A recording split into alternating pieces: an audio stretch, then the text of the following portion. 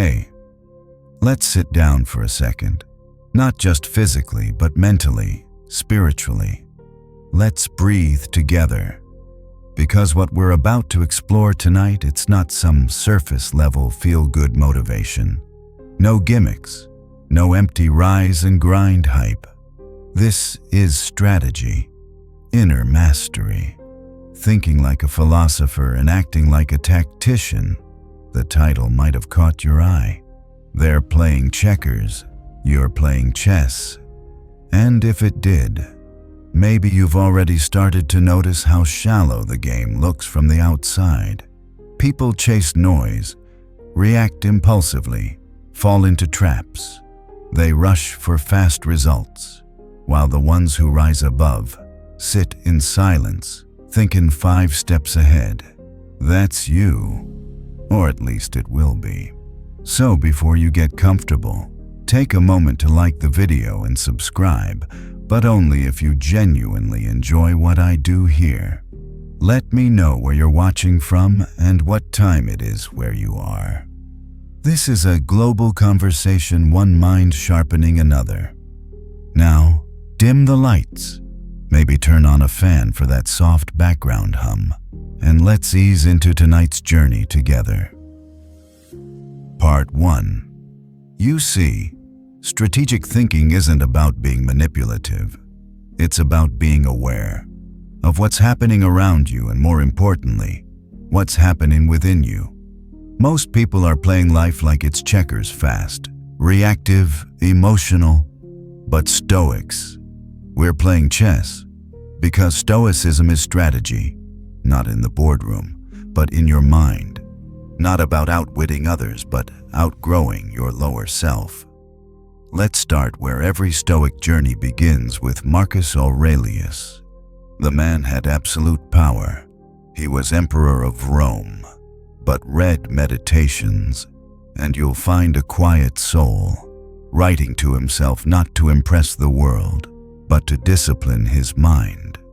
He writes, "You have power over your mind, not outside events. Realize this, and you will find strength." That's move 1. Strategic rule. Number 1. Control the inner board before you play the outer one. Because what's the point of trying to master a strategy for life if you're still getting knocked off center by traffic, by gossip, by some stranger's opinion of you? The Stoic thinks first inwards, always. Before I react, how am I perceiving this? What's the story I'm telling myself? Is this worth my peace? Most of the world loses the game before they even start, because they hand over their emotional keys to anyone with an opinion. The Stoic, the strategist, keeps theirs locked away. Here's a practical step: journaling. Start each day by asking, what's likely to test me today, and how will I meet it like a strategist, not a reactor? At night, reflect again. Where did I act out of impulse? Where did I hold my center? That's how you stop playing checkers. That's how you start setting traps instead of falling into them. You don't need to rush. Strategy is slow. Reflection takes time. The chess master wins not by speed, but by seeing the whole board. Seneca once wrote, "It is not that we have a short time to live, but that we waste much of it. The one who slows down sees clearly, and in a noisy, reactionary world. Clarity is your competitive edge." Let's pause here and reflect for a moment. Ask yourself, when was the last time I felt strategic? How often do I slow down to actually think before I respond? Do I spend my time reacting to others or directing myself? This self-inquiry is the first real move on your inner chessboard. Strategic rule number 2. Know the difference between tactics and strategy. Tactics are what people brag about on social media. Little hacks, speed tricks, shiny moves. Strategy. Strategy is deeper. It's the philosophy behind why you do anything. It's the foundation. And in life, people mistake tactics for wisdom. But if you're a Stoic, you don't chase tactics. You ask yourself, what's the big picture here? For example, someone insults you. Most people fire back. That's a tactic, defend your ego. But the strategist, the Stoic, pauses and thinks, what's my goal? Is this about being right or being wise? Epictetus said, it's not what happens to you, but how you react to it that matters. He wasn't giving us a tweetable quote, he was offering a move. Here's how you use it practically. Every time you feel triggered, say to yourself, is this move strategic or emotional? That one pause could save you from 100 mistakes. Think about relationships, too. Most people argue to win. The Stoic communicates to understand. Winning an argument means nothing if you lose respect. That's checkers. You're playing for longevity. You're playing for wisdom. You're playing for peace. And don't confuse peace with passivity. A Stoic doesn't let people walk all over them. They just choose their battles wisely. Because sometimes, the most strategic move is to let your silence do the talking. Strategic rule number 3. Anticipate the game, not just your next move. This one is critical. Most people live in the moment, but not in the philosophical way. I'm talking about impulsive, short-term gratification. They can't see beyond the next like, the next hit of dopamine, the next approval. The Stoic lives in the moment too, but from above it.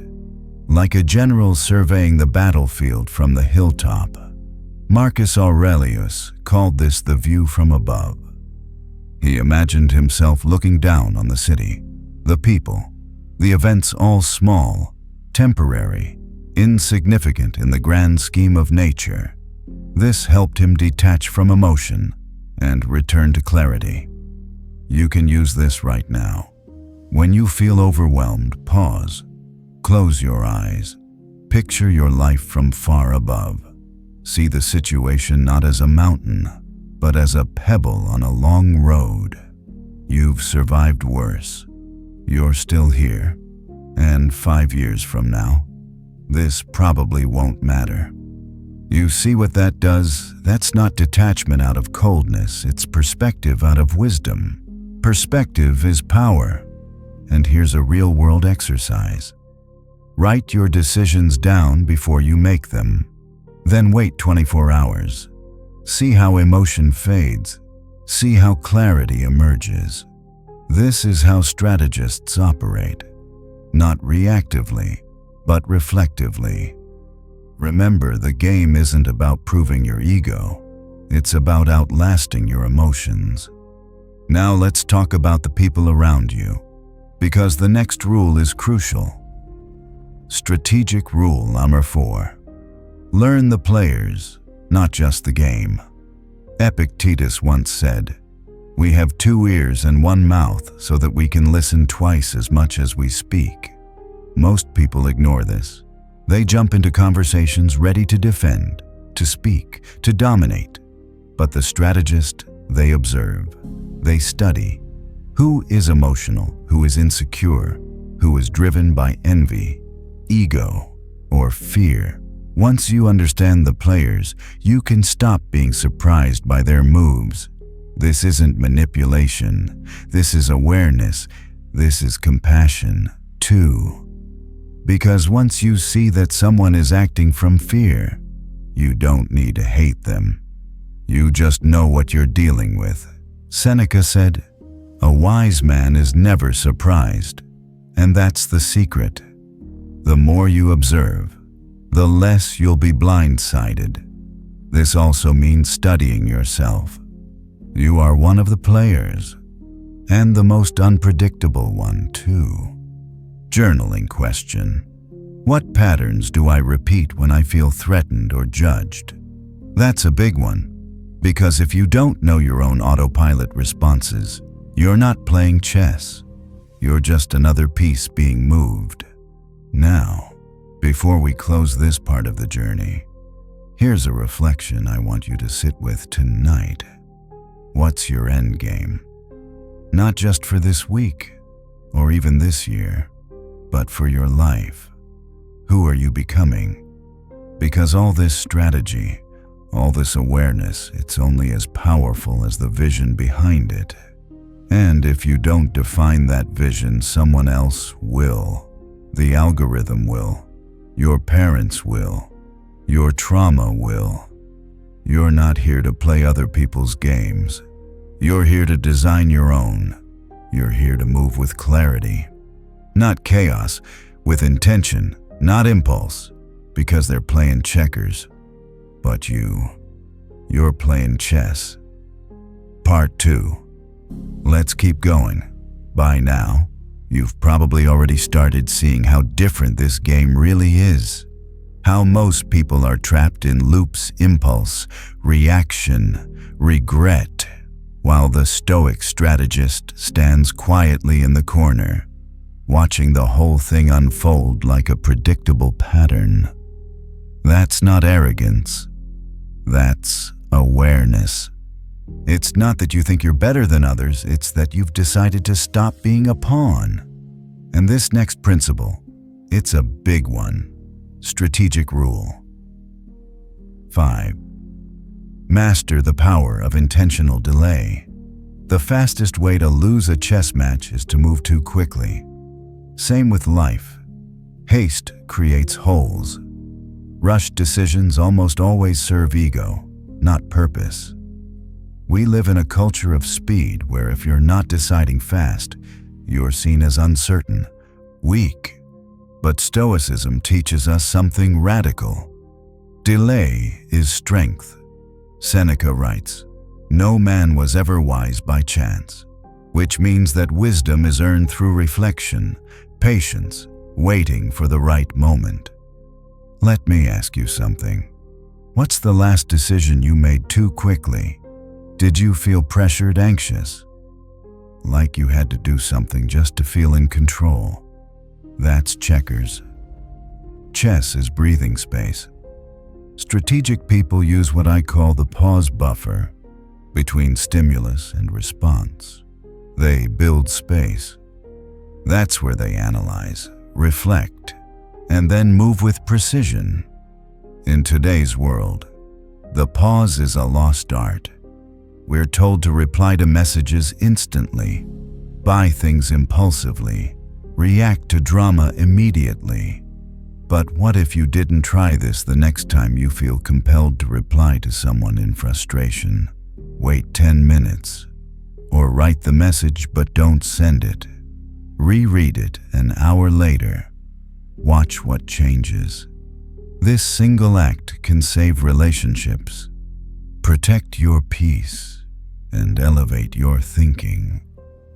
The master doesn't move first, they move last, when everything's clear. Strategic rule number 6, reframe conflict as training, not threat. Let's be honest, conflict is uncomfortable. It threatens our pride, our image, our comfort. But to the Stoic strategist, conflict is a dojo. It's a sparring match with life. A chance to refine, not defend yourself. Epictetus tells us, difficulties show a person's character, not build it, reveal it. In other words, conflict doesn't damage your strategy. It reveals how well you've been practicing. So how do you respond? Here's the difference between a checker's mindset and a chess one. The checkers player avoids conflict or lashes out defensively. The chess player invites it not for drama, but for insight. Think about the last argument you had. Was your goal to be right, or to understand real strategy means stepping back and asking, what belief of mine is being threatened? Right now, why do I need to defend it? What would happen if I didn't? And more importantly, What's the most skillful response here, not the most emotionally satisfying one? The Stoic doesn't repress emotion, they refine it. They use it like a sword, sharp, controlled, and only drawn when necessary. Here's a journaling prompt that can change the way you handle conflict forever. When I feel attacked, what part of me is actually being attacked? My values, my ego, my fear of being misunderstood. Now you're seeing the board more clearly, because the strategist never fights every battle. They pick the ones that align with the long game. They let go of everything else. Strategic rule number 7. Use discomfort as feedback, not as a red light. In checkers, people jump over each other. In life, that looks like avoiding discomfort by leaping toward the next distraction, the next dopamine hit, the next fake win. But chess requires sitting still, sometimes in uncomfortable silence, sometimes with the pressure of your own thoughts. That's the part most people can't handle. They mistake discomfort as failure. But the Stoic sees it as feedback. Seneca said it beautifully. A gem cannot be polished without friction, nor a man perfected without trials. Discomfort is a mirror. When you feel bored, ask why. When you feel jealous, ask what it's pointing to. When you feel unmotivated, ask what belief is blocking you. This is inner chess. Most people numb discomfort. You learn from it. That's how you grow into someone who doesn't just react, but designs their internal world like a master sculptor.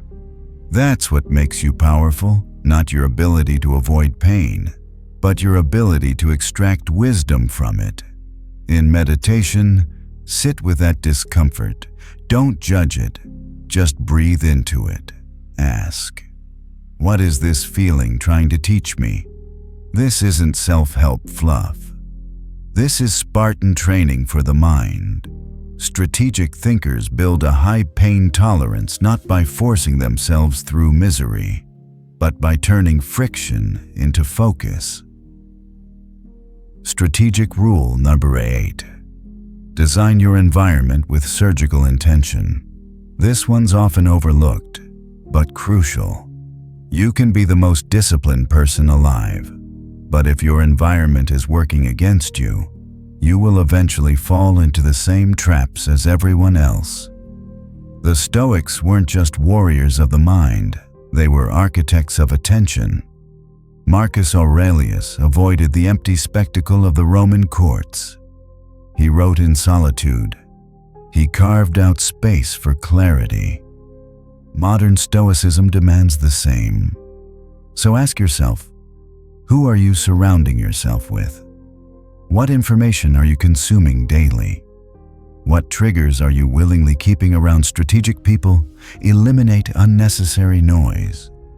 You don't need to unfollow everyone. Just unfollow the inputs that constantly activate your lower self. You don't need to isolate, but you do need to curate. That's how you start playing chess, not by battling every distraction, but by removing most of them entirely. Set up your room, your workspace, even your phone screen as if you were designing the mind of a chess master. Here's a simple practice. At the start of the week, ask, what do I want to feel more of? And then arrange your environment to reinforce that emotion. Want clarity? Clean your desk. Want calm? Turn off alerts.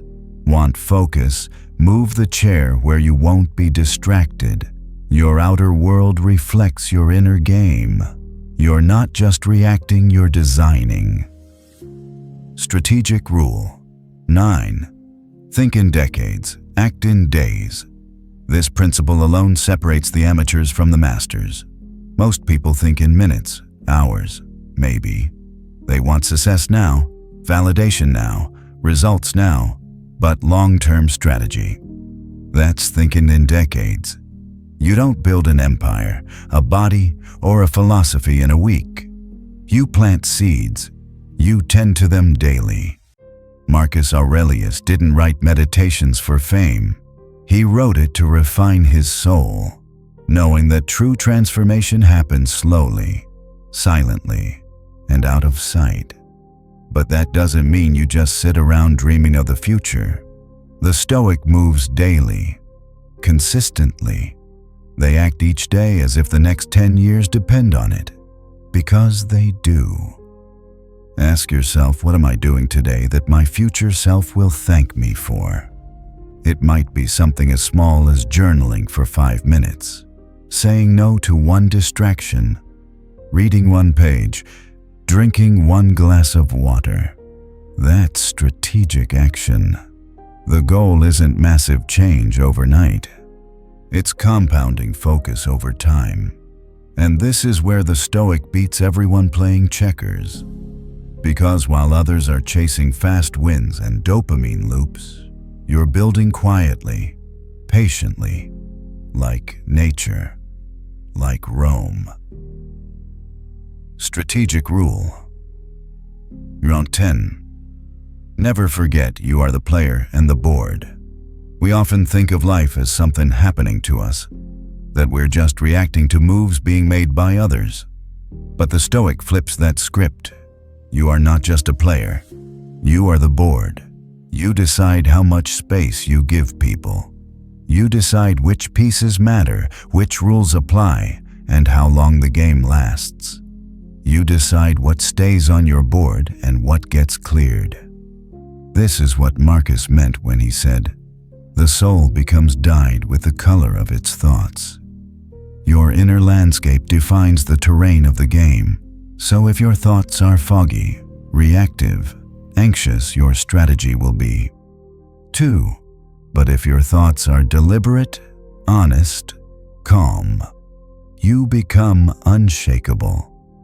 So here's your final prompt for tonight. What kind of board am I building for my mind to play on minimalist, chaotic, sacred open? Because they're out there, playing checkers, jumping over each other, racing for nothing, distracted, loud.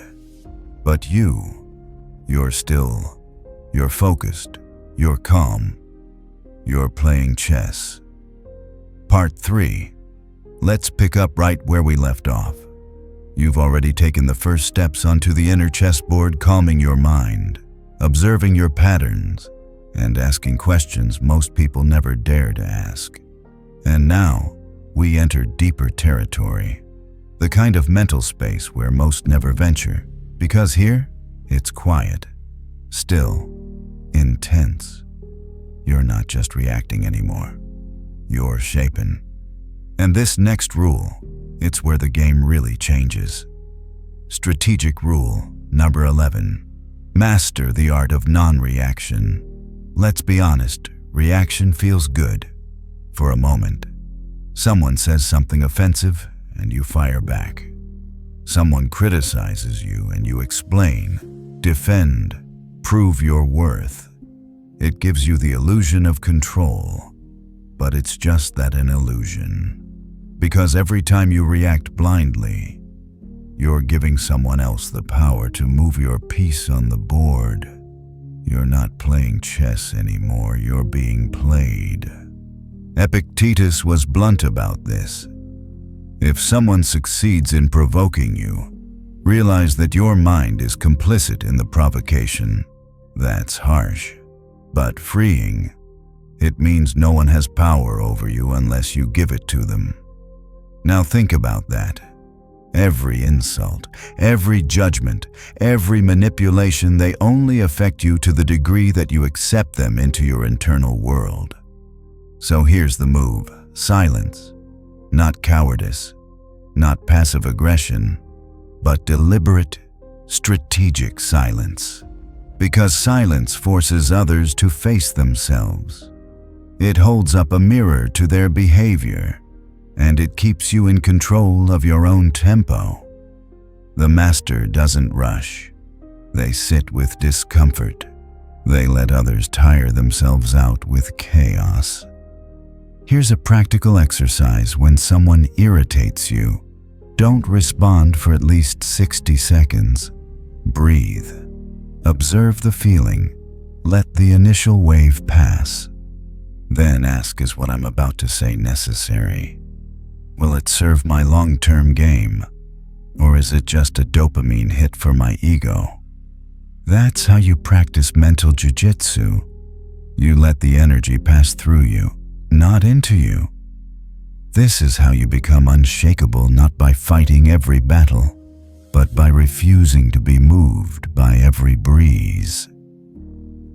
Strategic rule. Tuetuum. Play the long silence, not the loud reaction. We've talked about power, but let's talk about presence. There's something magnetic about someone who doesn't flinch, who doesn't need to prove themselves, who can sit in silence with a calm mind and a clear heart. Marcus Aurelius often reminded himself to be like the rock that the waves keep crashing over. It stands unmoved, and the raging of the sea falls still around it. That's not just poetic, it's tactical. Imagine this: someone throws chaos at you, an accusation, a judgment, a provocation, and you do nothing. You don't collapse. You don't over-explain. You don't even posture. You observe. You allow space. You let the drama echo off your calm. That's not weakness. That's power at rest. Because the person who can hold their silence, truly hold it, is often the one who controls the room. Now, that doesn't mean you never speak.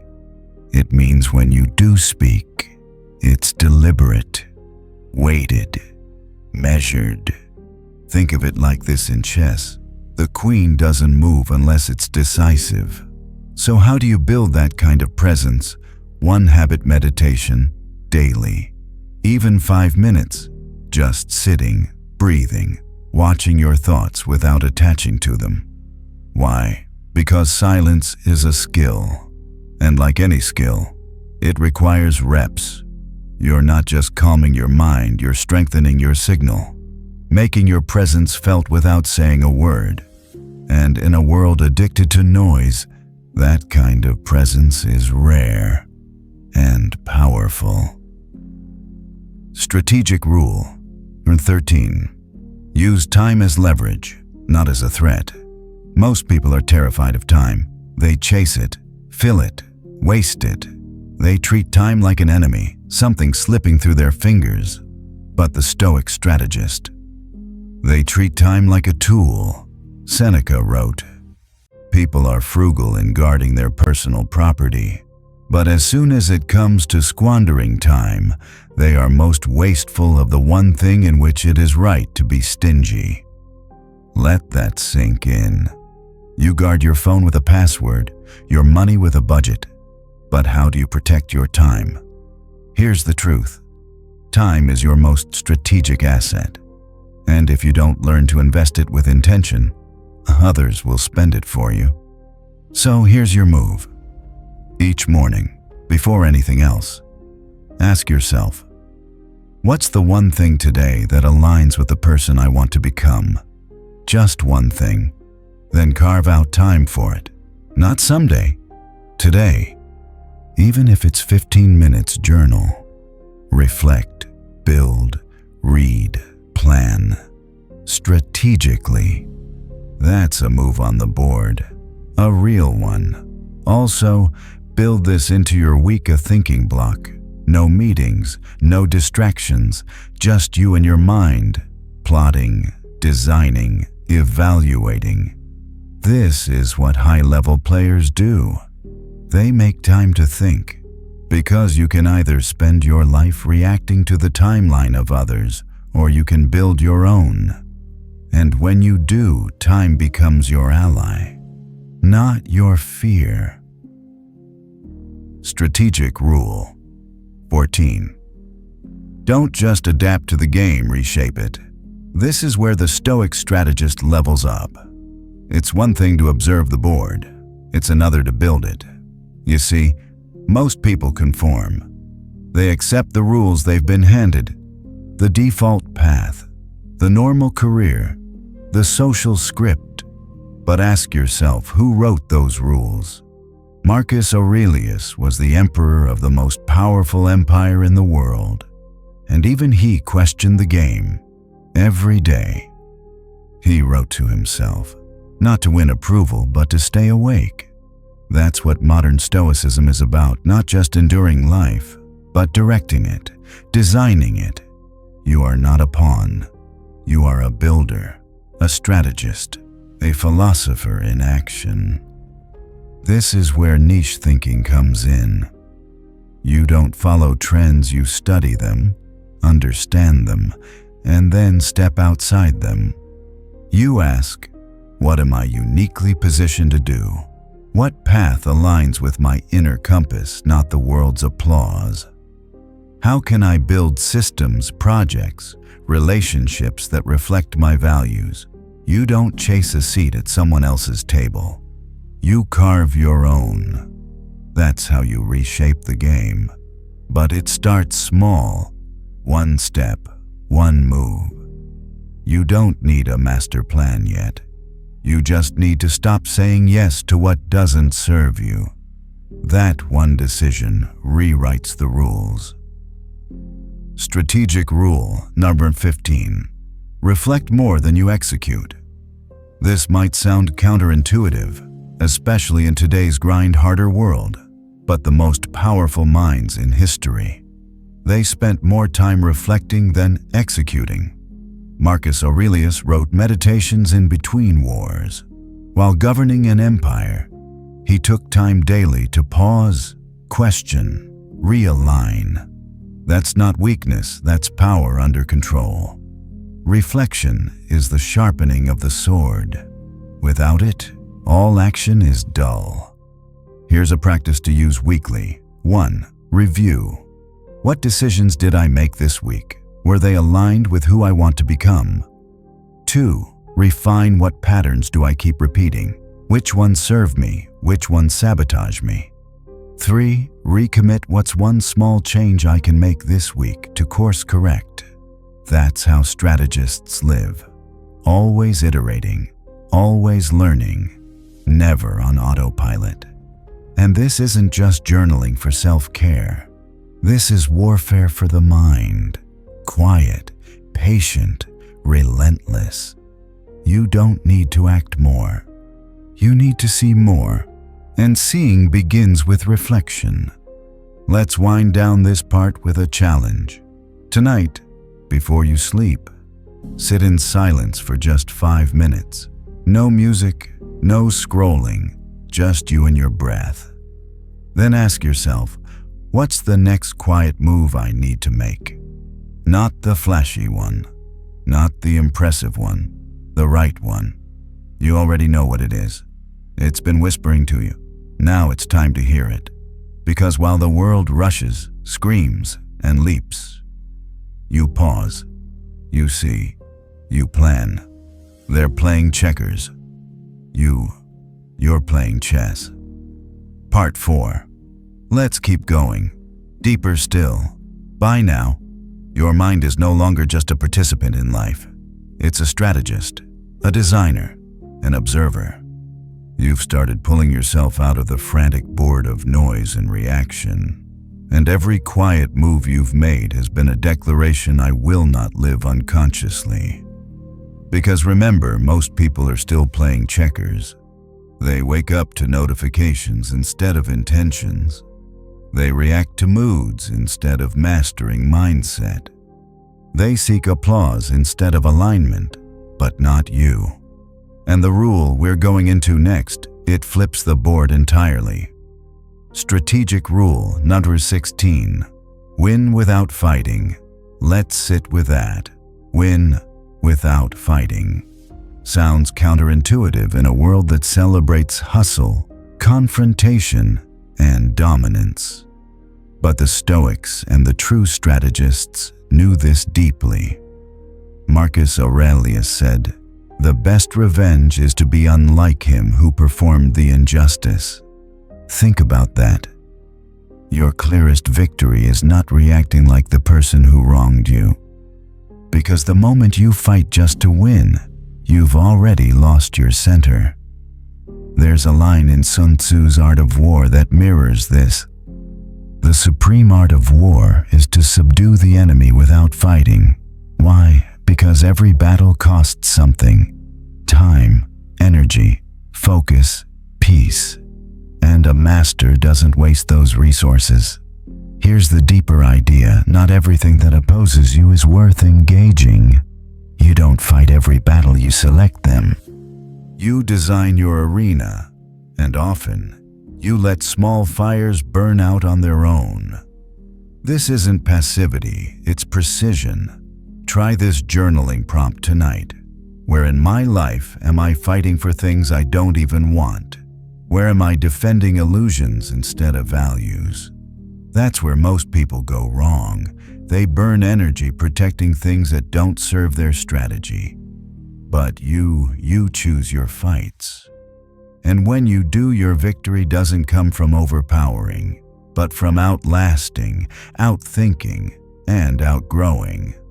Strategic rule number 17. Influence without control. You can't control other people. You can't force them to understand you.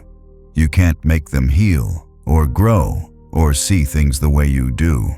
And trying to constantly is a great way to lose the game. But here's the truth, just because you can't control doesn't mean you can't influence. The Stoic strategist knows this difference. They stop wasting energy on trying to bend the world to their will, and instead, they become the example that quietly pulls others forward. Think of Seneca. He was surrounded by corrupt leaders, brutal politics, manipulation. But his letters written to Lucilius, to himself, to us were full of grace, honesty, strength. He didn't try to fix the world with force. He led through presence. That's the real influence. When you master your own emotions, others sense it. When you're no longer reactive, people feel your stability. When you speak from a place of clarity, not control, your voice resonates more deeply. This is especially true in relationships, whether romantic, professional, or familial. You don't need to lecture people into growth. You simply live the truth consistently and let your clarity become contagious. Want influence? Be the person others come to when the noise gets too loud. Be the one who doesn't flinch, who doesn't gossip, who doesn't pretend. Be rare, and people will notice. Strategic rule. 18. Study your emotional economy. You track your money, your calories, maybe even your time. But do you track your energy? Stoicism, at its heart, is emotional discipline. And every decision you make, every reaction, every thought costs emotional currency. Most people go bankrupt daily without realizing it. They spend everything on anxiety, scrolling, drama, defending their pride, and then wonder why they're tired all the time. Marcus Aurelius said, "You don't have to turn this into something. It doesn't have to upset you." What he meant is simple. Most things only cost you if you buy them emotionally. That's why Stoics master their emotional economy. They invest where it matters, and they budget ruthlessly. So here's your practice at the end of each day. Ask what drained me today and was it worth the cost? You'll be shocked how often the answer is no. Maybe it was a meaningless argument. Maybe it was mindless scrolling. Maybe it was a fake obligation you never needed to accept in the first place. Now flip the question, what energized me today, and how can I do more of that tomorrow? That's your ROI, return on intention. This is strategic living.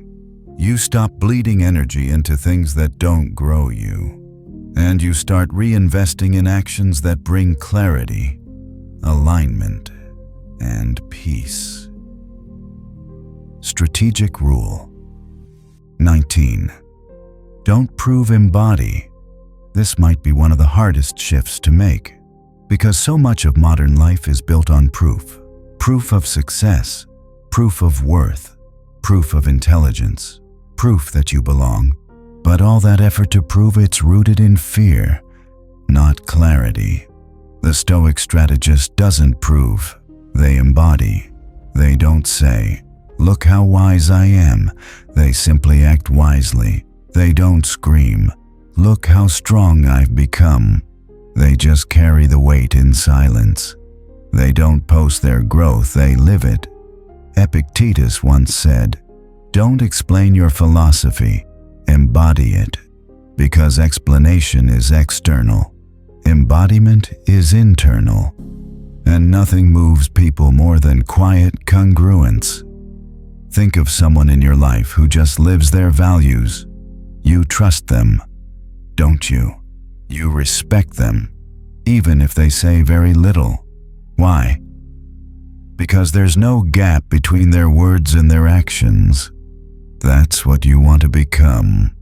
You don't need applause. You need alignment. You don't need to show people your strategy. You just need to move strategically. And when your daily actions become your loudest message, that's when you've arrived. Strategic Rule number 20.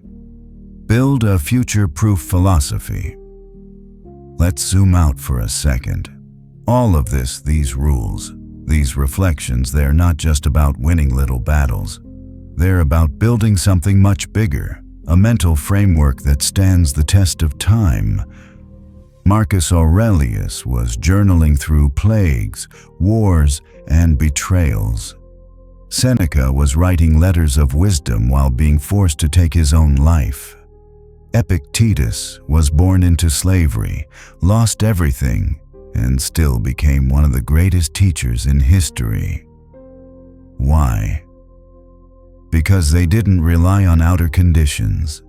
They built a philosophy that could outlast anything. That's what you're doing now. You're not just surviving life, you're strategizing it. So ask yourself, when things fall apart, what belief system holds me together? When my plans break, what values remain intact? When everything's uncertain, what do I return to? That's your Stoic foundation. That's your chessboard. And it must be built intentionally. Here's a final practice for this part of our journey. Write your personal Stoic manifesto. Keep it short, 1 page, a few sentences even. Define how you will move through this world, how you will respond to chaos, how you will handle criticism, how you will manage power, time, energy, loss. Write it, refine it, read it often. This becomes your compass, your anchor, your mental strategy manual, so that when the game gets loud, you don't panic, you remember, because you're not here to play checkers. You're here to play chess with your mind, your time, your life. Part 5. You've come a long way already, but this is where your practice begins to crystallize into identity, where strategy isn't just something you apply in specific situations. It becomes who you are, how you think, how you walk through the world.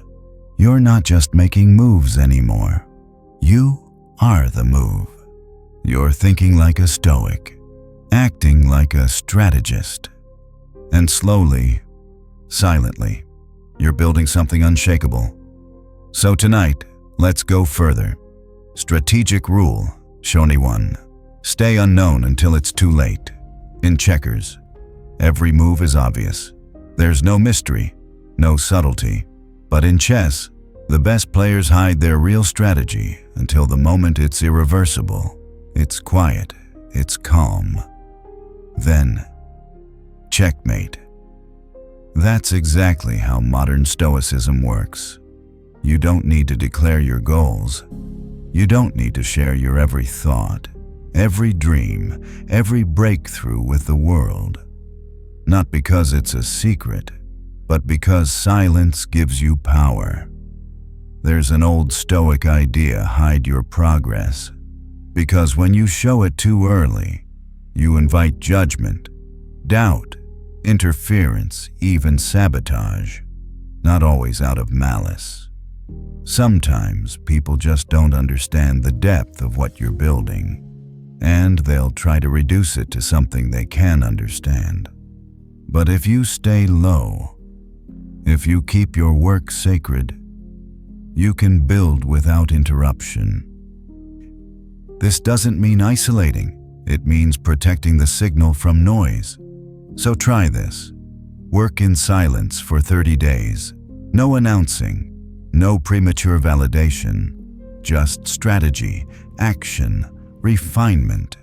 Then, when your results speak for themselves, you'll realize you never needed the noise anyway. Remember, applause fades, strategy endures. Strategic rule, year 22. Accept chaos, but don't invite it. You're not building this calm, so life won't test you. Life will test you, often, sometimes brutally. But the difference between the average player and the Stoic strategist is this. The average player resents chaos. The strategist accepts it and prepares anyway. Marcus Aurelius wrote, "You must build your life action by action, and be satisfied if each one achieves its goal as far as possible." He knew the world was chaotic. He just didn't make chaos part of his identity. In other words, don't be surprised when things fall apart. Be ready. A powerful journaling question here. What part of my life am I pretending is stable but could fall apart tomorrow? That might sound dark, but it's not. It's clarity. It's insurance against illusion. And once you see it clearly, you can start fortifying not out of fear, but out of wisdom. Think of Epictetus, who lost everything but still found peace. Why? Because he built his security within. You can do the same. Stop waiting for life to become predictable. Build a mind that stays clear even in the storm. That's your advantage. That's chess. Strategic rule, number 23. Anchor yourself with daily rituals. Let's face it, discipline is fragile without structure. The mind wanders, energy fluctuates, and in a world built to distract you, rituals become your anchor. Not routines, rituals. There's a difference. Routines are things you do. Rituals are things you respect. Marcus Aurelius woke up each morning reminding himself of the challenges ahead, not to feel dread, but to prepare. He ritualized resilience. Seneca ended each day by reviewing his actions, asking, "What did I do well? What did I do poorly? What can I improve tomorrow?" That's not self-help. That's mental armor. So what's your ritual? A 5-minute morning sit-down with your journal, a nightly question before bed, a midday silence break to reset your mind. It doesn't need to be fancy, just consistent, just sacred. And here's the strategic part: the more chaos the world throws at you, the more fiercely you protect this ritual. Because it's not just about optimization, it's about orientation, returning to your center again and again, like the master returning to the board. Strategic rule, number 24. Don't resist emotion, refine it. There's a big misconception about Stoicism that it's about suppressing emotion. It's not. It's about disciplining emotion. The Stoic doesn't say, "I feel nothing." They say, "I feel deeply, but I act intentionally." Big difference. Epictetus said, "It is not events that disturb us, but our opinions about them." That's the heart of emotional mastery. You feel anger? Good. That means your values were threatened. But do you lash out blindly, or do you channel that heat into a meaningful boundary? You feel fear. Great. That means something matters. But do you freeze, or do you use that signal to prepare? You feel envy. Welcome to humanity. But do you let it poison your peace, or do you ask, what desire is this revealing? This is what I call emotional alchemy, turning base reactions into golden clarity. And the way you do that: pause, name the feeling, ask what belief is underneath. Decide what response serves the long game, not the short-term hit. This is strategy in its purest form: power, under control. Strategic Rule 25. Stop outsourcing your sense of worth. Let's get real for a second. How much of your strategy, your ambition, your behavior is still unconsciously tied to what other people think? No shame. We've all been there. The need to be liked, to be seen as successful, to avoid judgment, to prove yourself. But that's checkers. That's moving your piece based on how they see the board, and it's a trap. Because if they decide your value, you're always performing. But the Stoic, the strategist, they own their worth internally. Marcus Aurelius reminds himself again and again. The approval of others is a poor substitute for self-respect.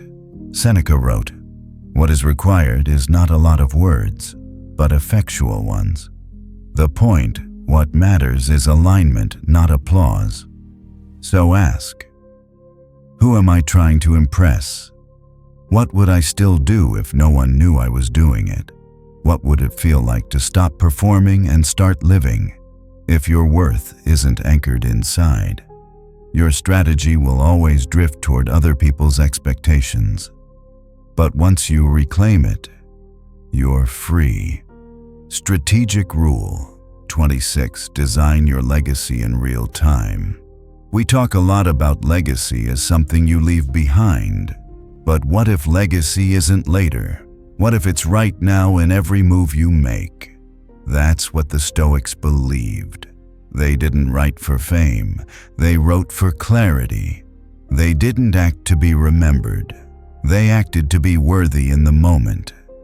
And that's the shift. You don't design your legacy someday. You design it every day, with how you show up in relationships, with how you carry yourself in silence, with what you do when no one's watching. You don't need a biography. You need integrity. Legacy isn't a statue or a quote. It's the ripple you leave in every space you walk through. And the strategist asks, what kind of ripple do I want to leave? Because when you start living that answer consistently, you've already won. You've already shifted from performance to purpose, from reacting to realigning, from checkers to chess. Let's pause here.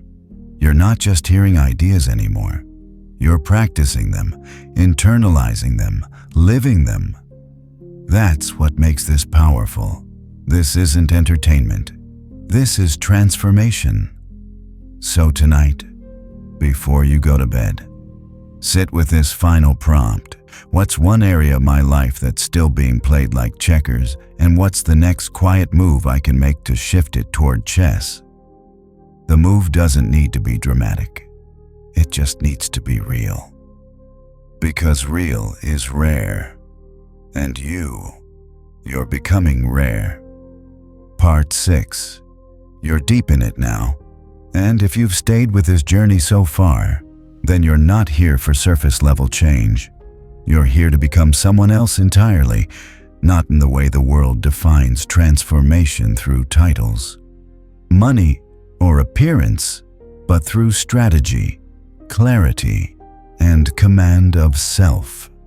You're shedding the checkers mindset, the constant reacting, the scrambling for validation, the impulsive leaps toward the next shiny thing. And you're stepping fully into the chessboard of your own mind. Tonight's next rules, they're subtle, but don't mistake subtlety for weakness. Subtlety is how real strategy operates. Strategic rule number 27. Lead without needing followers. Here's the paradox. The greatest leaders, the ones whose wisdom moves through time like fire through centuries, they didn't try to lead. They just lived. Marcus Aurelius, for example, never published Meditations. It was his private journal, a book he never intended anyone to read. It was for him, for his own soul. And yet, 2,000 years later, we sit with his thoughts as if he wrote them last night. Why? Because authenticity radiates. The Stoic strategist leads not by persuasion, but by presence. They don't need a title. They don't wait for permission. They don't beg to be followed. They just move with conviction, and that movement becomes a signal. People don't follow clarity because it's loud. They follow it because it feels right. That's you now. You don't need to convince anyone. Your alignment is the message. Your quiet consistency is the leadership. Your stillness is what makes people stop and think. Stop trying to lead. Start being the person you'd follow into battle. That's how influence is born, not through performance, but through presence. Strategic rule number 28. Become fluent in detachment. This is a big one and easily misunderstood. Detachment doesn't mean not caring. It means caring deeply but not clinging. Clinging is fear. Strategy is flow. Seneca said, "He suffers more than necessary, who suffers before it is necessary." That's what clinging does. It makes us suffer over things that haven't even happened or things we were never meant to hold forever. To play chess at the highest level, you need to know when to let go of a piece. You don't sacrifice emotionally, you sacrifice strategically. Same with life. You don't cling to people, roles, identities, outcomes. You show up fully. You give fully. You love fully. But when it's time to release, you let go. Because your peace isn't found in possession. It's found in alignment. Think about this. What have I been holding on to? Not because it serves me, but because I'm afraid of what letting go says about me. That's where transformation begins. When you no longer need to own something in order to value it, you're finally free to move like a grandmaster, detached but present, engaged but not owned. That's Stoic. That's strategy. Strategic rule 29. Own your shadow before it owns you. Let's go deeper now into the parts most people avoid. The parts of you that react out of fear. The part that gets jealous. The part that wants revenge. The part that needs to be right. The part that sometimes quietly hopes others fail. We all have it. And if you pretend you don't, you've already lost the game. The Stoic strategist doesn't suppress the shadow. They study it. They make space for it. They know that real clarity doesn't come from ignoring darkness. It comes from understanding it. Marcus Aurelius faced his own ego in nearly every page of Meditations. He wrote not to show how wise he was, but to remind himself of how easily he could fall. Epictetus taught his students that slavery of the mind was more dangerous than physical chains. And Seneca, writing to Lucilius, constantly dissected his pride, his ego, his hunger for power. This wasn't self-loathing, it was self-mastery. Try this. Write down your shadow patterns.